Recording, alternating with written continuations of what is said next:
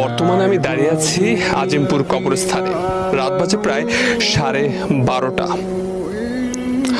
এখানে আসার উদ্দেশ্য হলো মানুষকে আসলে কিছু বার্তা দেয়া, তাদেরকে আসলে জীবনের বাস্তবতা সম্পর্কে কিছুটা ধারণা দেয়া। ঢাকা শহরের ব্যস্ততার ভিড়ে আসলে আমরা অনেকে ভুলে যাই দিন শেষে আসলে আমাদের কোথায় যেতে হবে। আপনি যদি দেখেন এখানে প্রায় হাজার হাজার কবরস্থান রয়েছে। আমরা আসলে আপনাদেরকে একটু ঘুরে দেখাতে চাই জীবনের করুণ বাস্তবতা। দেখুন, পরিবেশটা দেখুন এবং এই কবরস্থানগুলোর দিকে একবার তাকান। এদের কিন্তু প্রিয় মানুষ ছিল, বন্ধু ছিল, কত আত্মীয় স্বজন ছিল, কিন্তু আজ দেখুন এই রাতের বেলা গভীর অন্ধকার, এদের পাশে কিন্তু কেউ নেই। আপনার বেলাও কিন্তু ঠিক একই ধরনেরই ঘটনা ঘটবে। আমরা যদি এই সত্যটা উপলব্ধি করতে পারি, হয়তো আমাদের জীবন অনেকাংশেই বদলে যাবে।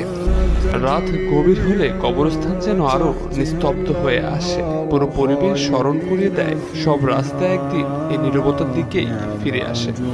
অনেক তরুণের এই ভুল ধারণা রয়েছে তারা হয়তো মৃত্যু হলে মারা যাবে, কিন্তু বাস্তবতা হলো আমরা কবরস্থানে এসে দেখতে পেয়েছি অনেক তরুণ কিন্তু এখানে ঘুমিয়ে আছে। তারা কিন্তু চলে গেছে পৃথিবী ছেড়ে। এবং আপনি দেখেন আমার সামনেই কিন্তু একটি কবর রয়েছে যেখানে আমাদের মতো তরুণী কিন্তু ঘুমিয়ে আছে চিরনিদ্রায়। কবরস্থানের মধ্য দিয়ে হাঁটতে হাঁটতে মনে পড়ে সব দৌড়ঝাঁপের শেষ গন্তব্য এখানে। এটাই জীবনের শেষ চিহ্ন।